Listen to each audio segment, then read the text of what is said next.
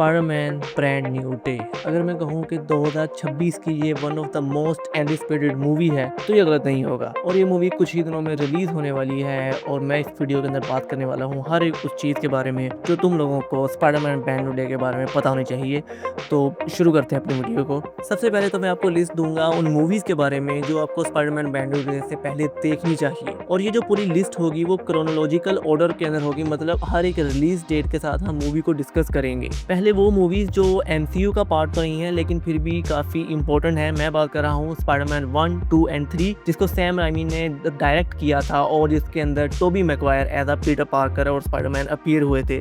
और इस Peter Parker के पोर्ट्रेल को बेस्ट पीटर पार्कर कहा जाता है according the comic books and according to the fans. Then हमारे पास द अमेजिंग स्पाइडरमैन 1 और अमेजिंग स्पाइडरमैन 2 है, जिसके अंदर एंड्रू गारफील्ड ने स्पाइडरमैन का रोल प्ले किया था। और इस स्पाइडरमैन को बेस्ट स्पाइडरमैन कहा जाता है उसकी एथलेटिक्स और उसकी स्विंगिंग फिजिक्स की वजह से। ये जो 5 मूवीज है इसको मैं रिकमेंड तो कर रहा हूँ, लेकिन ऐसा जिसको देखना इसेंशियल नहीं है कि आप ये देखे बगैर मूवी को समझ नहीं सकते, इस तरह कुछ नहीं है। इन 5 मूवीज का मेन कनेक्शन बनता है स्पाइडरमैन नो वे होम के ऊपर, जिसके अंदर 3 स्पाइडरमैन अपना टोबी मैगवायर, एंड्रू गारफील्ड और टॉम हॉलैंड का स्पाइडरमैन आते हैं और मल्टीवर्सल कोलैब होता है। ये बस उस टाइम के लिए इंपॉर्टेंट है, वरना बाकी ऐसा जिसका कोई भी ब्रांड न्यू डे से खास ताल्लुक नहीं है। इसके बाद मार्वल सिनेमैटिक यूनिवर्स के अंदर जंप करते हैं, जिसके अंदर सबसे पहली मूवी तो मैं वो रिकमेंड करूंगा जो कि आपको देखना इतनी ज़्यादा ज़रूरी नहीं है लेकिन काफ़ी इंपॉर्टेंस रखती है, क्योंकि अगर वो मूवी ना होती या वो कैरेक्टर ना होता तो स्पाइडरमैन नो वे होम हो ही नहीं सकती थी। मैं बात कर रहा हूँ डॉक्टर स्ट्रेंज के बारे में। डॉक्टर स्ट्रेंज एक मास्टर ऑफ मिस्टिक आर्ट है जो कि सोर्सर ऑफ सप्रीम और मैजिक के बारे में सारा करते हैं।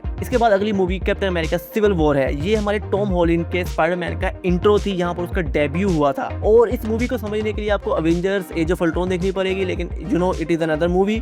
तो मैं आपको इतना बस बताऊंगा कि अवेंजर्स एज ऑफ अल्ट्रॉन के अंदर एक कंट्री थी सकोविया, जो कि विलन अल्ट्रॉन ने तबाह कर दी थी, और उसके जो रिपोर्केशन थे वो कैप्टन अमेरिका सिविल वॉर के अंदर हमें दिखे थे, और वहां पर भी हमें पहली बार स्पाइडरमैन का इंट्रो दिखा था। इसके बाद टॉम हॉलैंड के स्पाइडरमैन की सबसे पहली MCU के अंदर मूवी आती है जो कि है स्पाइडरमैन होमकमिंग। ये कोई एक ट्रेडिशनल जितनी भी हमने एंड्रू गारफील्ड या टोबी मैगवायर के जो स्पाइडरमैन की ओरिजिनल स्टोरीज देखी हैं, ये उसकी तरीके की नहीं थी। ये बिल्कुल ही डिफरेंट एक स्टोरी थी जिसके अंदर उसका मेंटोर आयरन मैन को दिखाया गया है, जो कि ना तो कॉमिक बुक्स में हुआ था, ना पहले किसी कार्टून के अंदर या कहीं और नहीं हुआ था। ये सबसे पहली बार एक मूवी के अंदर अडैप्ट किया गया कि जो स्पाइडरमैन है उसका मेंटोर आयरन मैन है। वरना आमतौर के ऊपर स्पाइडरमैन का कोई मेंटोर या फिर जिसको वो समझता है सबसे बड़ा, उसके अंकल बेन होते हैं, जिसका एक मेन डायलॉग है with great powers come the great responsibilities, उसको लेके चलता है। लेकिन हमारे जो MCU का स्पाइडरमैन है उसके साथ ये वाली चीज नहीं है। इसके बाद 2 एवेंजर्स की मूवीज हैं, एवेंजर्स इन्फिनिटी वॉर और एवेंजर्स एंड गेम। इन दोनों मूवीज के अंदर ऑल दो स्पाइडरमैन का इतना बड़ा रोल तो नहीं था, लेकिन फिर भी अगर आप वो मूवी देखना चाहो तो देख सकते हो। लेकिन अगर आप उन मूवीज को स्किप करना चाहो तो मैं आपको थोड़े बहुत बुलेट पॉइंट्स देता हूं जो कि आप स्किप करके अगली मूवी के ऊपर जंप कर सकते हो।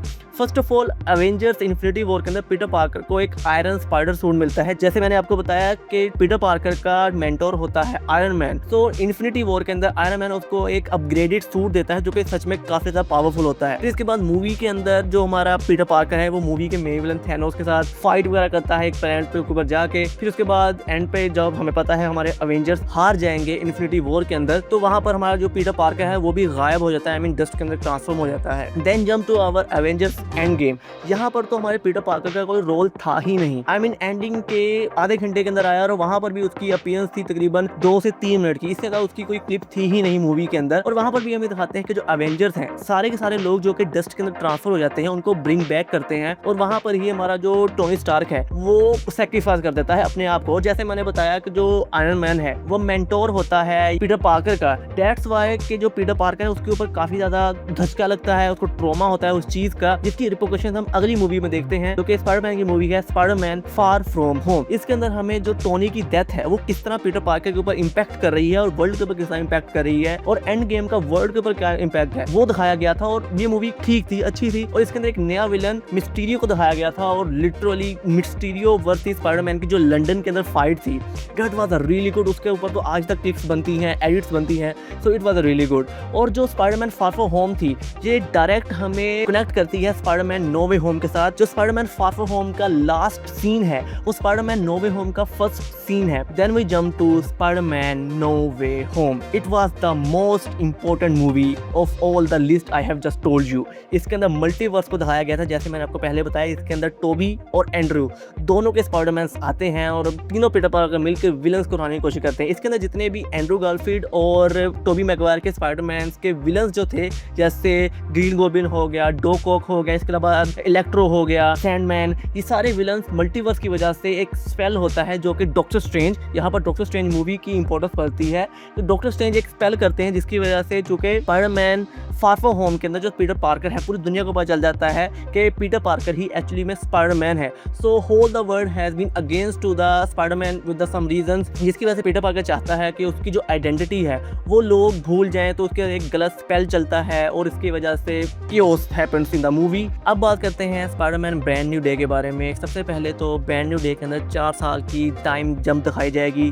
जब नो वे होम एंड हुआ तो 2024 था और जब ब्रांड न्यू डे स्टार्ट होगा तो एमसीयू के टाइम के मुताबिक 2028 चल रहा होगा। So there was 4 years of time jump. इसके अलावा जो हमारा पीटर पार्कर है, जो कि हमने नो वे होम के एंड पे देखा, पूरी दुनिया भूल जाती है कि पीटर पार्कर कौन है। सो इसी वजह से न्यूयॉर्क के अंदर हमारा पीटर पार्कर कंप्लीटली लोनली रहता है, लाइक अ टिपिकल स्पाइडरमैन और Peter Parker in the comic book. वो शहर के अंदर स्पाइडरमैन बन के घूमता है, लोग उसको रिकॉग्नाइज करते हैं और लोग उसे प्यार भी करते हैं। इवन कि हम ट्रेलर के अंदर देख भी रहे हैं कि उसको न्यूयॉर्क शहर की भी मिल चुकी है, लेकिन कोई भी ये नहीं जानता कि पीटर पार्कर कौन है। बस सबको ये पता है कि हाँ, स्पाइडरमैन नाम का एक सुपर हीरो यहाँ पर है जिसको हर कोई पसंद करता है। इसके अलावा ट्रेलर के अंदर हम देख रहे हैं कि स्पाइडरमैन डिफरेंट विलन्स के साथ लड़ाई भी कर रहा है, जिसके अंदर स्कॉर्पियन है जो कि हमने स्पाइडरमैन होमकमिंग के अंदर पहले ही देख लिया है।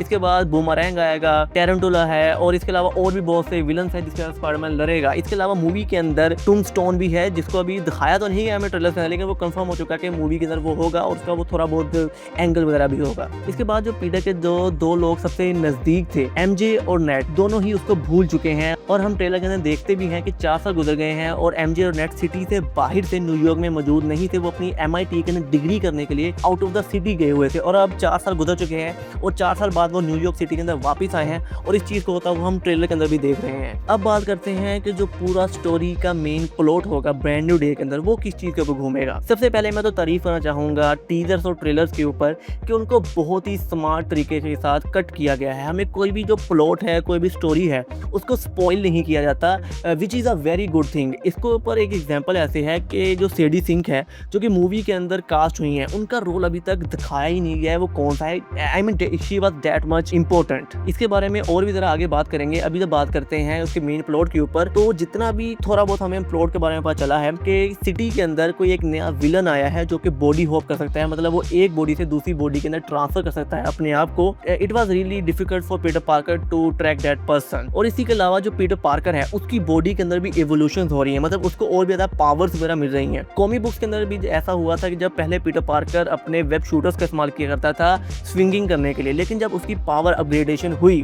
तब उसको वेब शूटर्स की जरूरत नहीं पड़ी, उसके पास बायो वेब्स आ गए थे, मतलब उसके जिस्म से वेब्स निकला करते थे। तो ऐसे ही हमें मूवी के ट्रेलर्स के अंदर भी दिखाया गया है कि पीटर अपने आप ही स्विंग कर रहा है बायो वेब्स की मदद से, अब उसको शूटर्स की जरूरत नहीं है। और इसी के साथ उसकी जो स्ट्रेंथ है, he was too much powerful back then before. इसी के साथ पीटर पार्कर अपनी पावर्स को इस्तेमाल करने अंदर भी स्ट्रगल्स ही कर रहा है। तो it will be very interesting to watch all this in the movie. इसके अलावा मूवी के अंदर हम हैंड निंजा को भी देख रहे हैं। हैंड निंजा को आपने नेटफ्लिक्स वाले डे डेविल के शो के अंदर भी देखा होगा, जो कि एक ऑर्गेनाइजेशन होती है जिसके सारे निंजास होते हैं और वो अपने एक किसी मेन लीडर को फॉलो करते हैं जिसको वो खुद ही बनाते हैं। I mean that was another shit around the hand Ninja. By the way teasers और ट्रेलर के अंदर हम पीटर पार्कर को हैंड निंजा के साथ जेल के अंदर लड़ता हुआ देख सकते हैं। और एक मजे की बात ये है कि जो मैट मर्डोक है हमारा डे डेविल, अगर आपने डे डेविल बोर्न अगेन का सीजन 2 देखा है, उसके एंड के ऊपर हम देखते हैं कि हमारा जो मैट मर्डोक है वो जेल में चला जाता है। आई मीन आपको जरूरत तो नहीं है ब्रांड न्यू डे के लिए डे डेविल देखना, लेकिन फिर भी मैंने आपको थोड़ा बहुत उसके बारे में बता दिया, so you don't need to watch a complete show for our movie. So there was the rumours के मे बी हमारा जो डे डेविल है वो भी जेल के अंदर मौजूद है, स्पाइडरमैन भी जेल के अंदर लड़ाई कर रहा है, वो भी हैंड निंजा का, और जो हैंड निंजा है वो ओरिजिनली विलन है डे डेविल के। So there could be a chance के यहाँ पर कैमियो हो जाए हमारे डे डेविल का। So let's see what happens in the movie. इसके अलावा मैं बात करना चाहूंगा बाकी कैरेक्टर्स जो कि मूवी में अपीयर होंगे। सबसे पहले तो हम बात करते हैं पनिशर के ऊपर। पनिशर एक ऐसा कैरेक्टर है जो कि स्पाइडरमैन की तरह ही बुरे लोगों से फाइट करता है, अच्छाई का साथ देता है, लेकिन उसके पास कोई भी पावर्स नहीं होती, वो गन्स का और वेपन्स का वगैरह का इस्तेमाल करता है। पीटर पार्कर हमारे स्पाइडरमैन और पनिशर के अंदर एक ही चीज़ का डिफरेंस है कि जो पीटर पार्कर है वो किसी को भी जान से नहीं मारता, just like a typical super hero, लेकिन जो पनिशर है वो जान से मार देता है, जिसकी वजह से उन दोनों के दरमियान में कॉमिक्स के अंदर भी और मूवी के अंदर भी कॉन्फ्लिक्ट पैदा होगा, जिसको हमने ट्रेलर के अंदर भी देखा है है और कॉमिक्स वाले रीडर तो पहले इस बात को जानते हैं। Then coming to next thing which is a Bruce Banner, मतलब हमारा हल्क। इसको हमने भी ट्रेलर के अंदर देखा था कि जब पीटर पार्कर अपनी बॉडी के अंदर जीन अपग्रेडेशन देख रहा होता है कि उसकी पावर्स को इनहेंस हो रही हैं, तब वो यूनिवर्सिटी के अंदर ब्रूस बैनर के पास जाता है और उससे जरा मदद वगैरह मारने की कोशिश करता है। इंटरेस्टिंग बात यह है कि ट्रेलर के अंदर हम आगे चल के ब्रूस बैनर को एज अ हल्क भी देखते हैं और वो हल्क ग्रीन का नहीं ग्रे हल्क के अंदर मौजूद होता है। और अगर हम लीक्स की या रूमर्स की बात माने तो ऐसा कहा जा रहा है कि जो ग्रे हल्क होगा वो बातचीत भी कर रहा है। अब इसके ऊपर दो पॉसिबिलिटी हैं, या तो ये प्रोफेसर हल्क है जिसको हमने एंड गेम के अंदर देखा था, या फिर हमने जो शी हल्क सीरीज आई थी उसके अंदर देखा था, या फिर ये माइस्ट्रो भी हो सकता है, जो कि होने के आई थिंक चांसेस बहुत कम है। और जितनी भी ट्रेलर के अंदर हल्क वर्सेस स्पाइडरमैन की फाइट्स दिखाई गई हैं यार, वो देखने के अंदर तो बहुत कमाल की हैं। मुझे मूवी का इंतजार नहीं हो रहा कि यार मूवी के साथ उसको किस तरह अडेप्ट करेंगे लिटरली। इसके बाद बात करते हैं उस कैरेक्टर की जो कि मूवी के अंदर हमें पता है होगा लेकिन एक भी बार दिखाया नहीं गया। मैं बात कर रहा हूँ सेडी सिंह के कैरेक्टर की। इनको आपने स्ट्रेंजर थिंग्स की सीरीज के अंदर देखा ही होगा, तो अभी यहाँ पर उनका कैरेक्टर होगा लेकिन किस रोल में होगा इसके ऊपर किसी को भी बताया नहीं गया। बस एक कंफर्मेशन दी गई है कि वो किसी म्यूटेंट का रोल प्ले करने वाली हैं, और वो म्यूटेंट कौन होगा इसके ऊपर रूमर्स चल रहे हैं कि वो जीन ग्रे हो सकती है। जीन ग्रे को इस तरह लेके आना जो कि एक्समैन का बहुत बड़ा पार्ट थी, लेकिन एक स्टैंड अलोन स्पाइडरमैन की मूवी के अंदर लेके आना, it would be a very strange to watch literally for me. लेकिन रूमर्स इस चीज़ के ऊपर बहुत ज़्यादा स्ट्रॉन्ग हैं कि जीन ग्रे इस मूवी के अंदर होने वाली है।